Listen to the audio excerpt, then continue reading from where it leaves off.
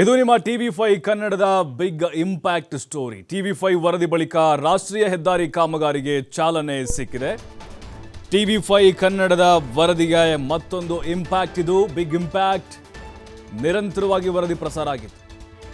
ಆ ವರದಿ ಆದ ಮೇಲೆ ರಾಷ್ಟ್ರೀಯ ಹೆದ್ದಾರಿ ಕಾಮಗಾರಿಗೆ ಚಾಲನೆ ಸಿಕ್ಕಿದೆ.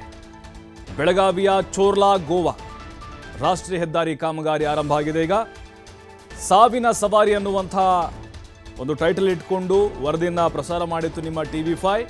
ರಸ್ತೆ ಅಪಘಾತಗಳ ಜೊತೆಗೆ ನರಕಯಾತನೆ ಅನುಭವಿಸ್ತಿದ್ರು ಸವಾರರು. ಯಾಕಂದರೆ ಗೋವಾಗೆ ಬಹಳ ಈಸಿಯಾಗಿ ಹೋಗ್ಬೋದಾಗಿತ್ತು ಈ ರೂಟಲ್ಲೇ. ಈಗ ಕೊಟ್ಟ ಮಾತಿನಂತೆ ಕಾಮಗಾರಿಗೆ ಚಾಲನೆ ಕೊಟ್ಟಿದ್ದಾರೆ ಸಚಿವ ಸತೀಶ್ ಜಾರಕಿಹೊಳಿ. ಕಣ್ಕುಂಬಿಯಲ್ಲಿ ಹೆದ್ದಾರಿ ಕಾಮಗಾರಿಗೆ ಗುದ್ದಲಿ ಪೂಜೆಯನ್ನು ಮಾಡಿದ್ದಾರೆ ಸಚಿವರು. 58 ಕೋಟಿ ವೆಚ್ಚದಲ್ಲಿ 43 ಕಿಲೋಮೀಟರ್ ಕಾಮಗಾರಿ ಈಗ ಆರಂಭ ಆಗಿದೆ. ಮುಂದಿನ 11 ತಿಂಗಳಲ್ಲಿ ಹೆದ್ದಾರಿ ಕಾಮಗಾರಿ ಪೂರ್ಣಗೊಳಿಸೋಕೆ ಅಲ್ಲಿ ಗಡುವು ಕೂಡ ಕೊಟ್ಟಿದ್ದಾರೆ. TV5 ನಿರಂತರವಾಗಿ ವರದಿಯನ್ನು ಮಾಡಿತ್ತಿದ್ದು ಬಹಳ ದಿನಗಳಿಂದ.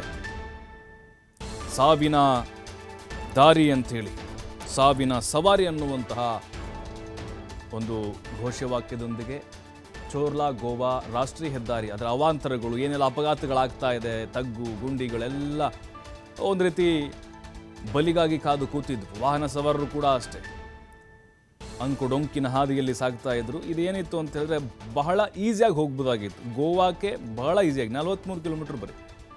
ಈಗ ಬೆಳಗಾವಿಯಿಂದ ಸುತ್ತ ಹಾಕೋ ಬದಲು ಈಗಲ್ಲಿ ಮತ್ತೆ ಉತ್ತರ ಕನ್ನಡ, ಕಾರವಾರ ಈ ರೂಟ್ ಬೇಡವೇ ಬೇಡ. ಈ ಚೋರ್ಲಾ ಮತ್ತು ಗೋವಾ ಈ ಮಾರ್ಗ ಏನಿದೆ, ಈ ರಾಷ್ಟ್ರೀಯ ಹೆದ್ದಾರಿ ರೆಡಿ ಆಯಿತು ಅಂತ ಹೇಳಿದ್ರೆ ಆರಾಮಾಗಿ ಹೋಗ್ಬೋದಾಗಿತ್ತು. ನೋಡಿ, ಇದು ಹಿಂದಿಂದಿದ್ದು ಅನುದಾನ, ಹಳೇದು ನೋಡಿ, ತಗ್ಗು ಗುಂಡಿಗಳು. ಮಳೆ ಬಂದರೆ ಸಾಕು ಅಲ್ಲಿ ಅವಾಂತರಗಳೇ ಸೃಷ್ಟಿ ಆಗ್ತಾ ಇತ್ತು, ಗುಂಡಿಗಳ ಸಾಮ್ರಾಜ್ಯ ತೆರೆದುಕೊಳ್ತಾ ಇತ್ತು. TV5 ಈ ಬಗ್ಗೆ ನಿರಂತರವಾಗಿ ವರದಿಯನ್ನು ಮಾಡ್ತು. 58 ಕೋಟಿ ಮಂಜೂರಾಗಿದೆ ನೋಡಿ. ಸತೀಶ್ ಜಾರಕಿಹೊಳಿ ಲೋಕೋಪಯೋಗಿ ಸಚಿವರು ಭರವಸೆ ಕೊಟ್ಟಿದ್ರು ಅವತ್ತು ನಮಗೆ. ನೋಡಿ, ಕಣ್ಕುಂಬಿಯಲ್ಲಿ ರಾಷ್ಟ್ರೀಯ ಹೆದ್ದಾರಿ ಕಾಮಗಾರಿಗೆ ಚಾಲನೆ ಕೊಟ್ಟಿದ್ದಾರೆ. 58 ಕೋಟಿ ವೆಚ್ಚ. ನಾವು ಕೂಡ ಧನ್ಯವಾದವನ್ನು ಹೇಳ್ತಾ ಇದ್ದೇವೆ ಸಚಿವರಾಗಿರುವಂತಹ ಸತೀಶ್ ಜಾರಕಿಹೊಳಿ ಅವರಿಗೆ. ಯಾಕಂದರೆ TV5ನ ವರದಿಯ ಬಗ್ಗೆ ಅವರು ಕೂಡ ಮಾತನಾಡಿದ್ರು ಅವತ್ತು. ನಮ್ಮ ಪ್ರತಿನಿಧಿ ಶ್ರೀಧರ್ ಅವತ್ತು ಮಾತಾಡಿಸಿದ್ರು ಅವ್ರನ್ನ. ಅವರು ಕೇಂದ್ರ ಸರ್ಕಾರದ ಗಮನವನ್ನು ಸೆಳೆದಿದ್ರು. ನಿತಿನ್ ಗಡ್ಕರಿ ಅವರೊಂದಿಗೆ ಚರ್ಚೆಯನ್ನು ಮಾಡಿದ್ರು. ಈ ಚೋರ್ಲಾ ಗೋವಾ ಹೆದ್ದಾರಿ ಇದೆಯಲ್ವಾ, ಇದಾಗದೇ ಇದ್ದರೆ ಖಂಡಿತವಾಗಲೂ ಅನಾನುಕೂಲ ಆಗುತ್ತೆ ಅಂತ. ಯಾಕಂದರೆ ಗೋವಾದಿಂದ ಏನೇ ಹೋಗಬೇಕು ಅಂದರೂ ಕೂಡ ಅಲ್ಲಿ ಬೆಳಗಾವಿ ಮಾರ್ಗವಾಗಿ ಆಂಧ್ರ ತೆಲಂಗಾಣಕ್ಕೆ ಹೋಗ್ತಾ ಇತ್ತು. ಆಮೇಲೆ ಬೆಳಗಾವಿಯಿಂದ ಅಥವಾ ಆ ಕಡೆ ಆಂಧ್ರ ತೆಲಂಗಾಣದಿಂದ ಏನೇ ಆಮದು ರಫ್ತು ಮಾಡಬೇಕಂದ್ರೂ ರಸ್ತೆ ಮೂಲಕ ಇದೇ ಮಾರ್ಗವನ್ನು ಅವರು ಡಿಪೆಂಡ್ ಮಾಡಿಕೊಂಡಿದ್ದರು. ಹಾಗಾಗಿಯೇ ಈಗ TV5ನ ಮತ್ತೊಂದು ವರದಿಗೆ ಜಯ ಸಿಕ್ಕಂತಾಗಿದೆ. 58 ಕೋಟಿ ವೆಚ್ಚ, 43 ಕಿಲೋಮೀಟರ್ ರಸ್ತೆ ಇನ್ಮೇಲೆ ಓಡಾಡಲಿಕ್ಕೆ ಸಿಗುತ್ತೆ ನಿಮಗೆ. ಯಾಕಂತ ಹೇಳಿದ್ರೆ ಇದು ಒಂದು ಸಾರಿ ವರದಿ ಮಾಡಿದ್ದಲ್ಲ, ಇದು ಬಹಳಷ್ಟು ಬಾರಿ TV5 ಜನದನಿಯಲ್ಲಿ ವಿಸ್ತೃತವಾದಂಥ ವರದಿಯನ್ನು ಮಾಡಿತ್ತು. ಈಗ ಅದಕ್ಕೆ ಚಾಲನೆಯನ್ನು ಕೊಡಲಾಗಿದೆ. ಇನ್ಮೇಲೆ ಗೋವಾಕ್ಕೆ ಹೋಗುವಂಥವರು ಬಹಳ ಆರಾಮಾಗಿ ಹೋಗ್ಬೋದು. ಈಗಲೂ ಹೋಗ್ಬೋದಾಗಿತ್ತು, ಆದರೆ ಅಲ್ಲಿ ಮುಕ್ಕಾಲು ಗಂಟೆ ಹಾದಿ, 43 ಕಿಲೋಮೀಟ್ರು ಅಥವಾ 1 ಅವರ್ ಅಂದ್ಕೊಳ್ಳೋಣ, 2 ಅವರ್ ತೆಗೆದುಕೊಳ್ತಾ ಇದ್ದರು. ತಗ್ಗು ಗುಂಡಿಗಳೆಲ್ಲ ಇದ್ವು. ಬಟ್ ಈಗ ಸತೀಶ್ ಜಾರಕಿಹೊಳಿ ಅವರ ಗಮನಕ್ಕೆ TV5 ತಂತು. ಅದಾದ ಮೇಲೆ ಕೇಂದ್ರ ಹೆದ್ದಾರಿ ಸಚಿವ ನಿತಿನ್ ಗಡ್ಕರಿ ಅವರ ಗಮನಕ್ಕೂ ಕೂಡ ಸತೀಶ್ ಜಾರಕಿಹೊಳಿ ತಂದರು. ಅದಾದ ಮೇಲೆ 58 ಕೋಟಿ ಹಣ ಈಗ ಮಂಜೂರಾಗಿದೆ. MLC ನಾಗರಾಜ್ ಯಾದವ್ ಕೂಡ ಸಂದರ್ಭದಲ್ಲಿ ಹಾಜರಾಗಿದ್ದರು. ಇದಕ್ಕೆಲ್ಲ ಯಾರ್ಯಾರು ಸಹಕಾರವನ್ನು ಕೊಟ್ಟಿದ್ದಾರೋ ಅವ್ರಿಗೂ ಕೂಡ TV5 ಆಭಾರಿಯಾಗಿರುತ್ತೆ. ಯಾಕಂದರೆ ಸ್ಥಳೀಯರು ನಮಗೆ ಸ್ಪಂದಿಸ್ತಾ ಇದ್ದರು. ಹಲವು ಹೋರಾಟಗಾರರು ಪಕ್ಷಾತೀತವಾಗಿ ಇದರ ಬಗ್ಗೆ ಧ್ವನಿ ಎತ್ತೋಕೆ ಅಲ್ಲಿ ಕಾರಣರಾದಂಥವರು ಎಲ್ರಿಗೂ ಕೂಡ ನೋಡಿ, ಈಗ ಅದರ ಫಲ ನೋಡ್ತಾ ಇದ್ದೀವಿ ನಾವು.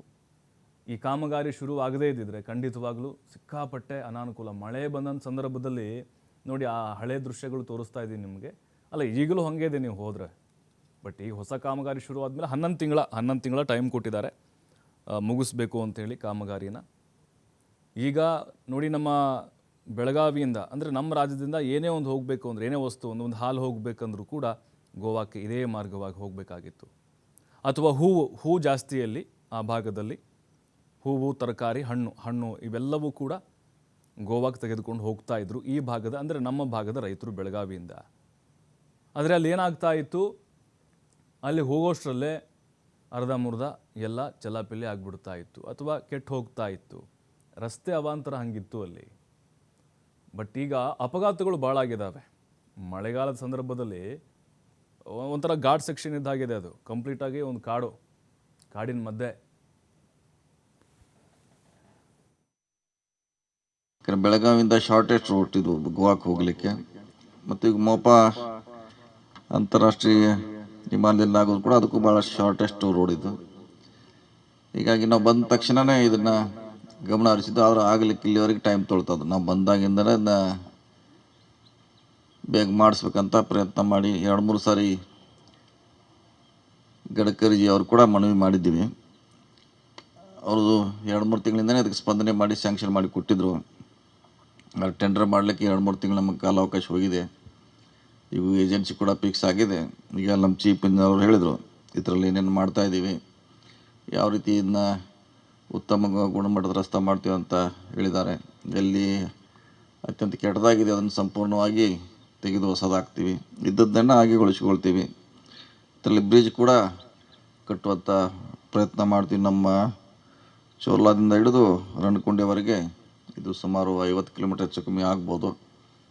ಅದನ್ನು ಯಾಕಂದರೆ ಇನ್ನು ಮಳೆಗಾಲ ಒಳಗೆ ನಾವು ಮುಗಿಸ್ಬೇಕಂತ ಅದನ್ನ ಆದಷ್ಟು ಬೇಗ ಇದನ್ನು ಇವತ್ತೇ ವೇಳೆಯಲ್ಲಿದ್ದು ಕೂಡ ಚಿಕ್ಕದಾಗಿ ಮಾಡಿ ಇದನ್ನು ಪೂಜೆ ಮಾಡೋಣ ಇವತ್ತು ನಿಗದಿ ಮಾಡಿದ್ದೀವಿ. ತಾವೆಲ್ಲ ಸಾಕ್ಷಿ ಆಗಿದ್ರೆ.